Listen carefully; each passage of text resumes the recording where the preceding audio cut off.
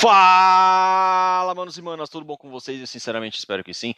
Vamos aqui começando mais um Contragolpe Cotidiano e ainda hoje nós continuamos na saga que vai mostrar os reflexos, os dados e algumas análises sobre o declínio populacional. Mas aqui, neste canal, também popularmente conhecido como, bem-vindos ao episódio de hoje, continuação da saga, a crise demográfica. Então, produção, solta a vinheta.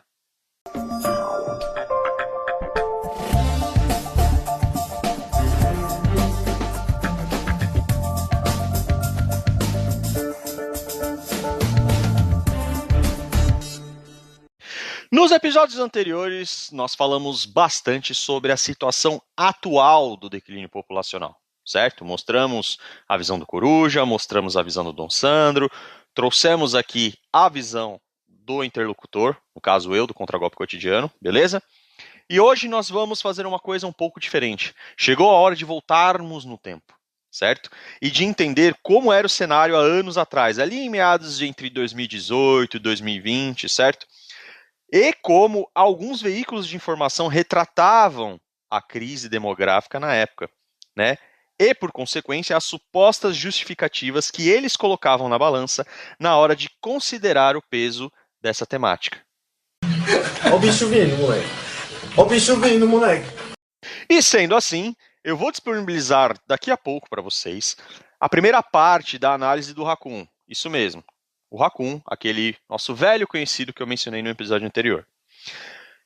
E é muito interessante porque ele acabou fazendo essa análise ali por volta dos anos 2018 e 2019, sobre justamente o declínio populacional, no qual ele pegou um artigo da revista Veja, que também foi publicado mais ou menos naquela época, se não me engano ali em meados de 2018, e demonstrou alguns aspectos interessantes naquele determinado tempo, que se compararmos com os dias atuais, podemos dizer que as previsões foram bem assertivas.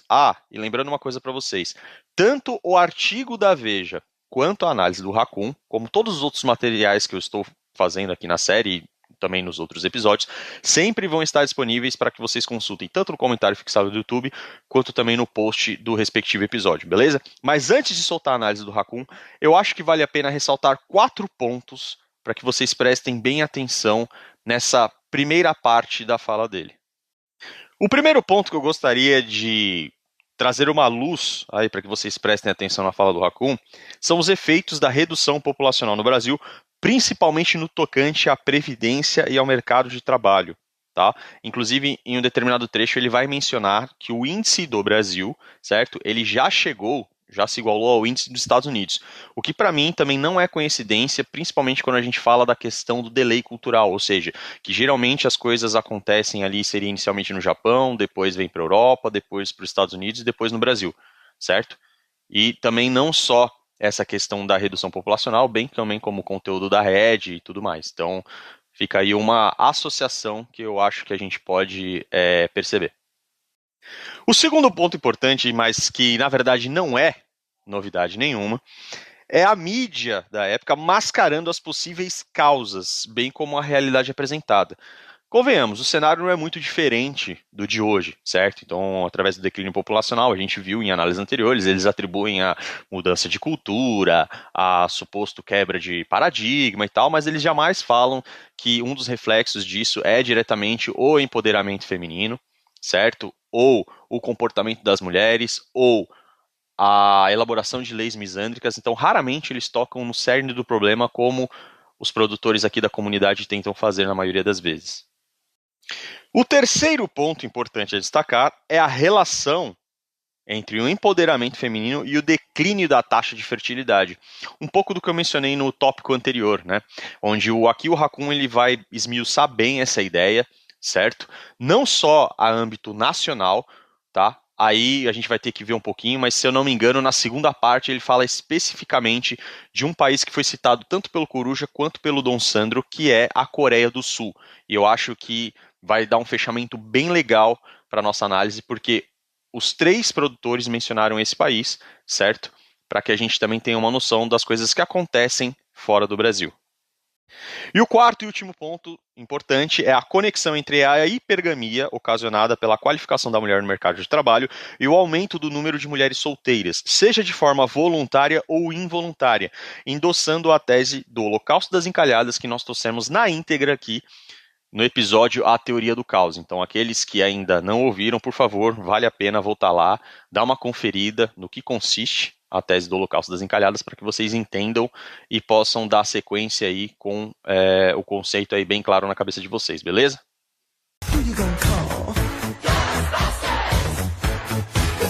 Bom, sem mais rodeios, produção, traz o Raccoon para iniciarmos o começo do fim.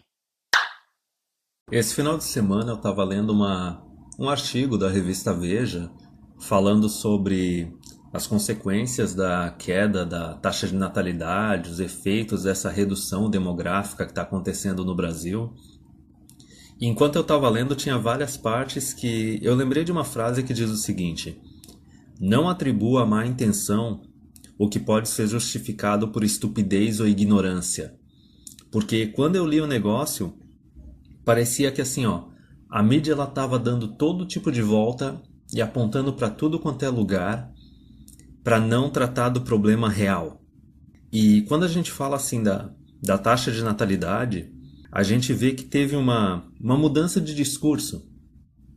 Até 2010, até 2015, em tudo quanto é lugar falava que não, a população está grande demais, a terra está superpovoada, vai começar a faltar recursos e que a redução de população é algo que se tem que se celebrar. E em todos os artigos eles estavam falando sobre como feminismo e empoderamento feminino é algo bom porque reduz a taxa de natalidade. Depois de 2010, 2015, aí o discurso começou a mudar. Aí começaram a falar que não, está faltando dinheiro público para o governo para ele poder manter os programas sociais dele, a arrecadação de impostos está diminuindo ou está estagnando, a previdência está estourando, ela não é mais sustentável, que por causa da queda da taxa de natalidade a economia vai passar por um período de recessão que provavelmente vai durar décadas. E toda vez que falaram a respeito disso depois de 2010, depois de 2015... maior parte dos lugares não quis tratar sobre aquela parte de como o empoderamento feminino ele reduz a taxa de natalidade. E essa questão econômica ela é bem básica porque é o seguinte: tu tem que ter um equilíbrio entre os produtores e os consumidores na tua sociedade. Basicamente, tu tem que ter um equilíbrio entre trabalhadores e crianças e idosos. Conforme a pirâmide populacional ela vai se modificando e tu tem uma quantidade de trabalhadores adultos se igualando com a quantidade de idosos e a quantidade de jovens e crianças diminuindo, tu não tem mais uma situação estável. Tanto para o governo quanto para a economia, a população ela tem que ser estável ou ela tem que ser crescente. Porque senão tu começa a dar problema na economia e começa a ter período de recessão. Principalmente para o governo, porque o governo ele depende da produção extra da população. E a mídia, ela evita de tratar do problema real e ela evita de falar a respeito do empoderamento feminino. Toda hora que ela vai falar de empoderamento feminino, ela fala de uma forma positiva, não de uma forma negativa. E assim, esse vídeo que eu estou fazendo agora, eu comecei a pesquisar mais a respeito dele e a quantidade de conteúdo, a quantidade de coisa relacionada que eu nem tinha ideia que poderia ser discutida, teve coisa assim que começou a me deixar realmente irritado. Só que assim, de uma forma bem simples, O que a mídia não trata é que quanto mais oportunidade de trabalho e de estudo tu dá para a mulher, tu tem uma redução na quantidade de famílias e tu tem uma redução na quantidade de filhos na sociedade. Ao contrário do que quando tu faz com um homem. Quanto mais oportunidade de trabalho e mais oportunidade de estudo tu dá para o homem, tu tem mais filhos e tu tem mais famílias. Isso é basicamente o reconhecimento de hipergamia. A mídia, ela às vezes fala um pouco a respeito, mas não gosta de falar muito no assunto. A gente ainda está vivendo aquele mundinho de ilusão de igualdade entre homens e mulheres. Só que a questão básica é que é a seguinte: as mulheres elas só casam e têm filhos com os homens que estão acima delas. O cara tem que estar acima dela socialmente e economicamente. Se ela não conseguir encontrar um cara que esteja acima dela, ela ou vai simplesmente decidir ser solteira indefinidamente, ou ela vai ficar esperando um cara que nunca vai surgir. Porque isso é uma conclusão que eu cheguei nos últimos tempos, que é o seguinte: para tu ter um relacionamento durável com uma mulher, com casamento, com filhos e tudo mais, não existe outra alternativa. A mulher ela tem que depender fisicamente e ou financeiramente do homem. A partir do momento que não tem esse suporte, ela não tem essa dependência, não tem como tu manter família, não tem como tu manter taxa de natalidade.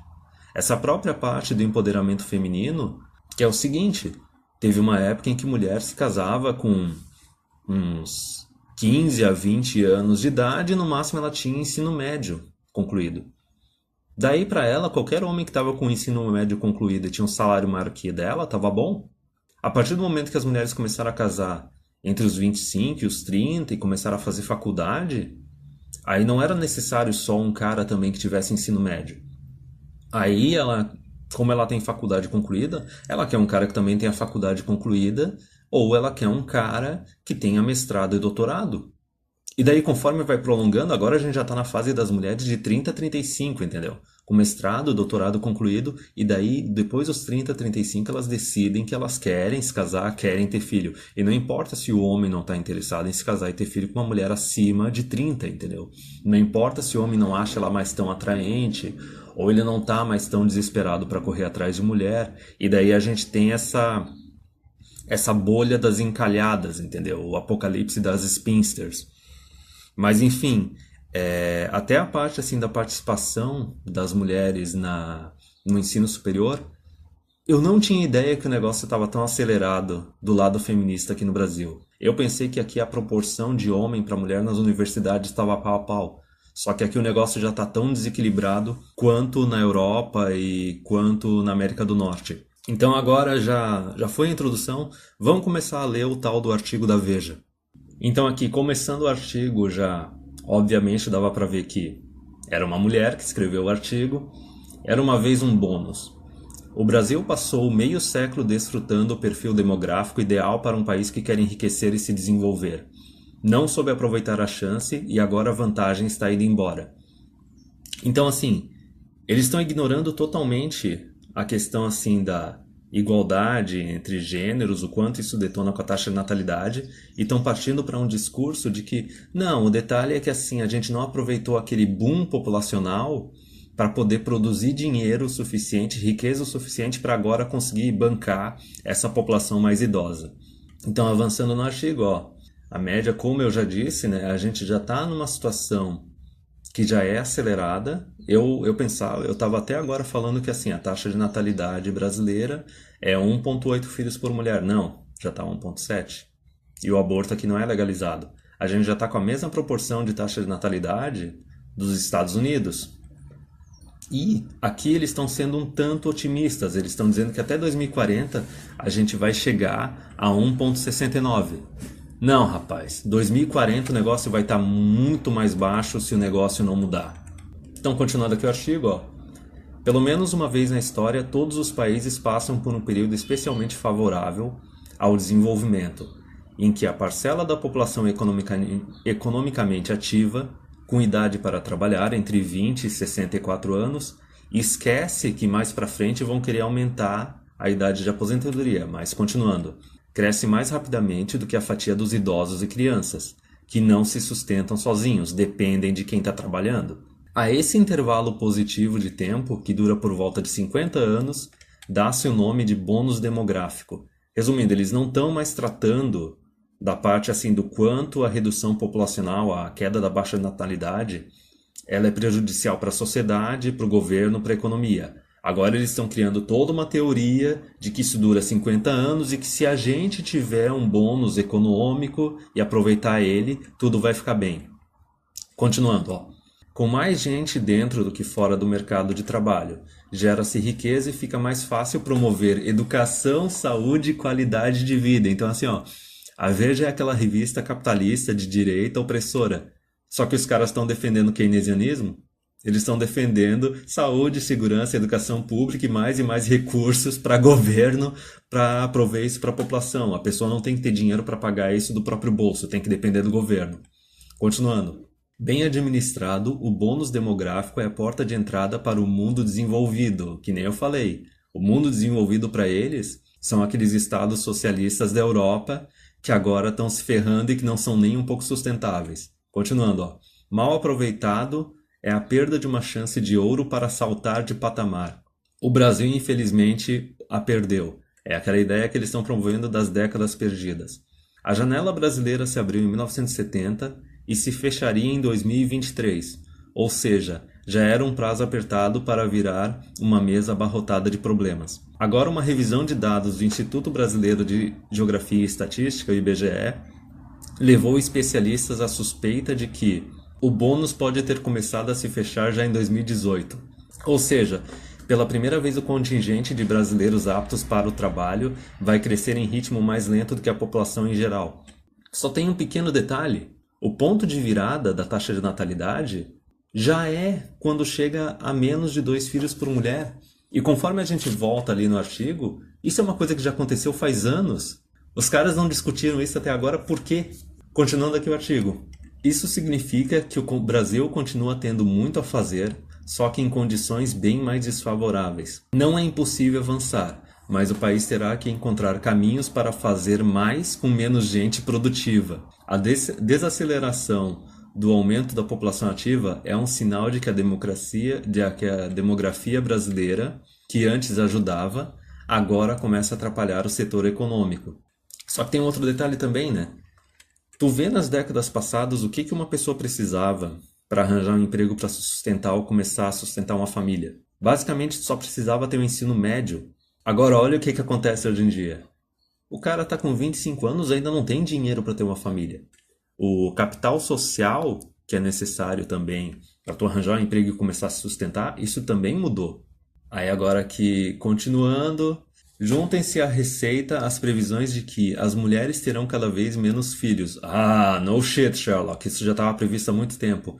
A média cairá para 1,66 em 2060, já disse que isso vai cair mais ainda.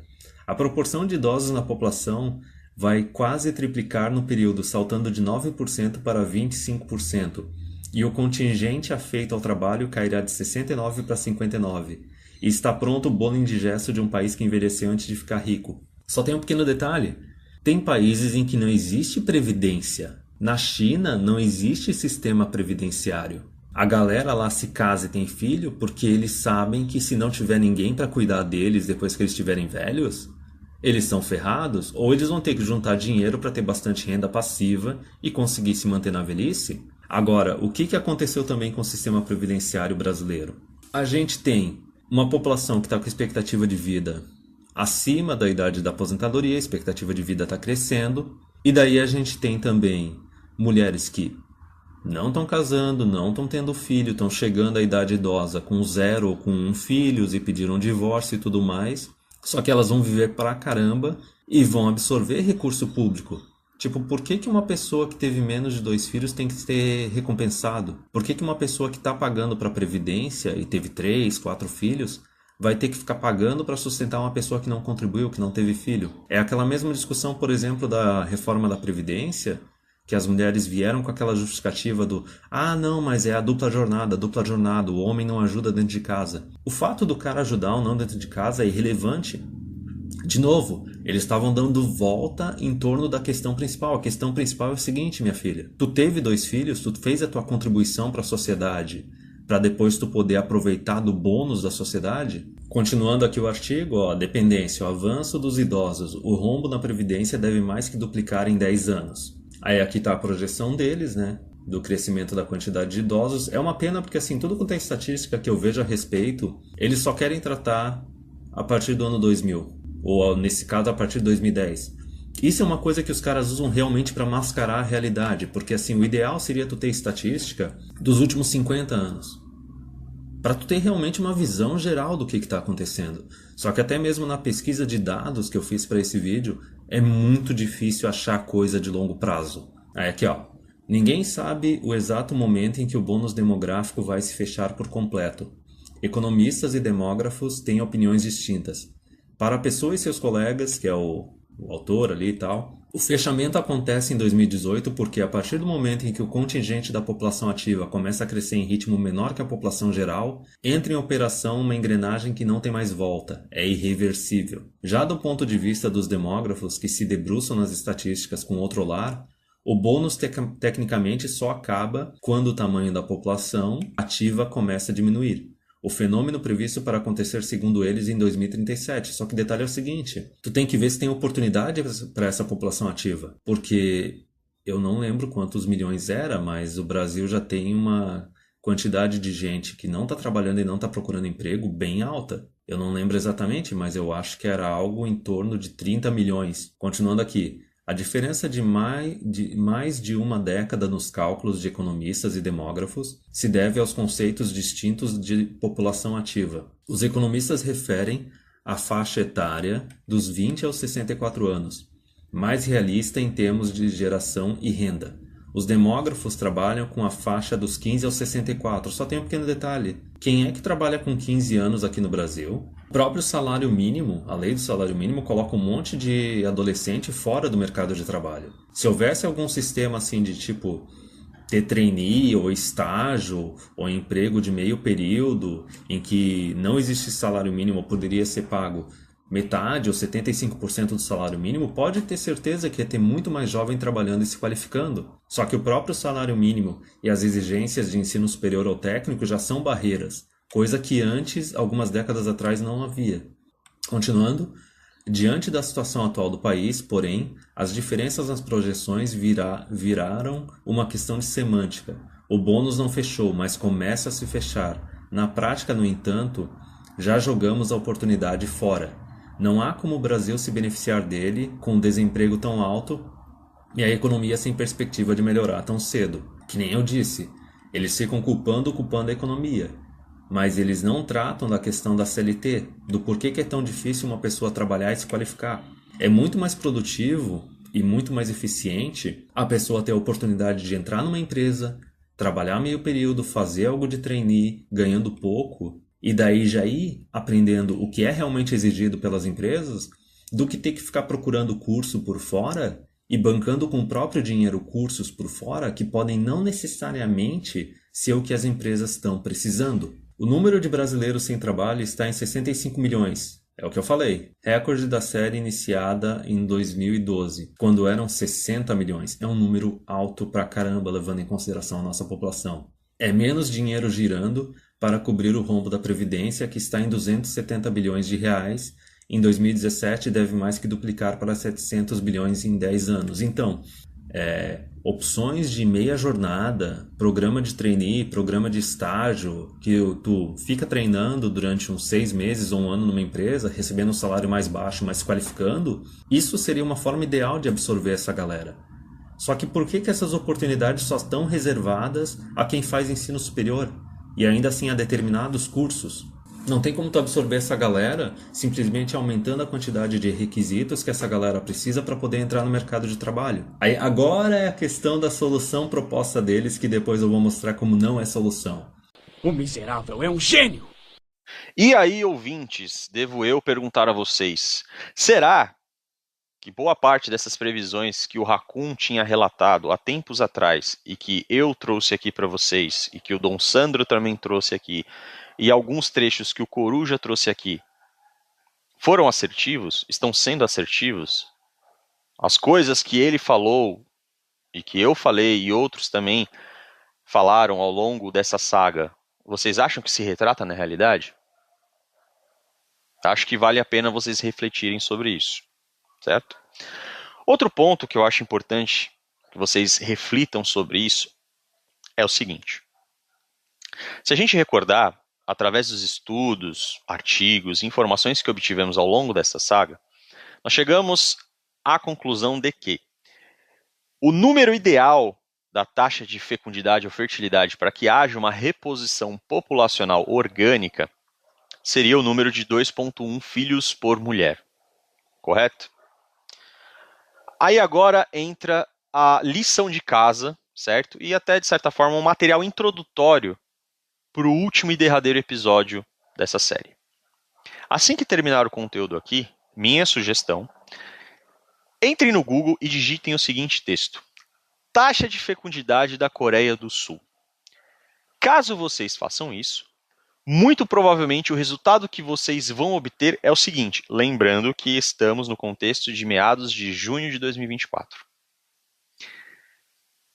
O dado retornado pelo Google deverá ser o seguinte: 0,81 nascimentos por mulher, entre parênteses, o ano de 2021. E aí fica a pergunta: por que a taxa de fertilidade da Coreia do Sul está tão distante do número ideal da taxa de fertilidade para a reposição populacional? E faço outra pergunta, que também vamos explorar no próximo episódio. Por que muitos pesquisadores, ou principalmente nesse artigo que o Raccoon está lendo, a pesquisadora utilizou a Coreia do Sul como modelo de desenvolvimento sem abordar a outra face da moeda, ou seja, o decréscimo de nascimentos dentro do país que ela estava estudando ou que ela usou como modelo comparativo ao Brasil. Fiquem com isso na mente e no próximo episódio eu vou trazer para vocês todas essas respostas para que vocês cheguem nas suas próprias conclusões.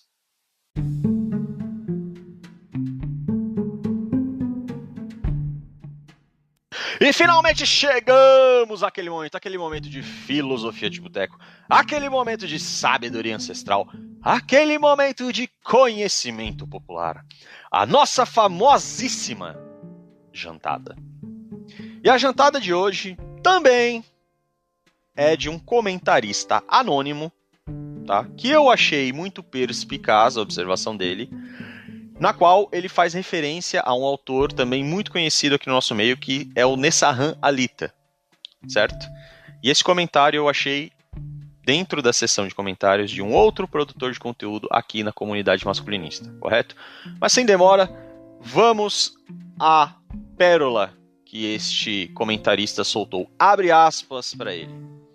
O carinho feminino não é uma retribuição ao amor masculino, mas sim uma tentativa de aprisionamento, e por isso é destinado aos que não as amam. Fecha aspas. Antes de encerrarmos, sempre vale os lembretes. Não se esqueça de consumir o conteúdo do canal pelas plataformas que estão disponíveis tanto na bio do YouTube quanto também na bio do Instagram, certo? E falando especificamente sobre o YouTube, não esquece de verificar sua inscrição, por favor. Se não tiver inscrito, se inscreva, isso ajuda bastante a gente, tá? Bem como deixar o seu like, bem também como compartilhar o vídeo, certo? E também interagir conosco na seção dos comentários, beleza? Sinta-se à vontade para isso. Sabe aquele à vontade, nada de pôr o pé em cima dos móveis, nada de andar pelado pela casa, mas ainda assim, sinta-se à vontade. Na questão do Spotify, não se esqueça também de, se possível, fazer a avaliação do conteúdo. E como que você faz isso? Na página principal, você clica ali nos 3 pontos, certo? Vai abrir uma lista de submenus, escolha aquele que tem o ícone de uma estrela.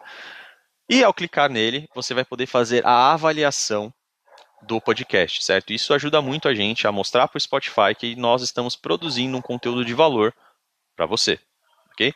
Caso precise entrar em contato conosco, além dos comentários do YouTube, você também pode usar a ADM no Instagram e o e-mail do canal, contragolpecotidiano@gmail.com, certo? Caso vocês queiram ajudar o canal de forma financeira, também, tanto na descrição do YouTube quanto na descrição do Instagram, tem o link do LivePix, caso vocês queiram fazer uma doação e ajudar o canal de forma monetária, ok? Mas caso não, já existem aí as formas gratuitas com like, compartilhamento e interação nos comentários. Principalmente na questão do YouTube e do Spotify, não se esqueçam de ativar o sininho para que vocês recebam uma notificação toda vez que eu postar um episódio novo, tá certo? Por hoje é isso, um abraço e até a próxima.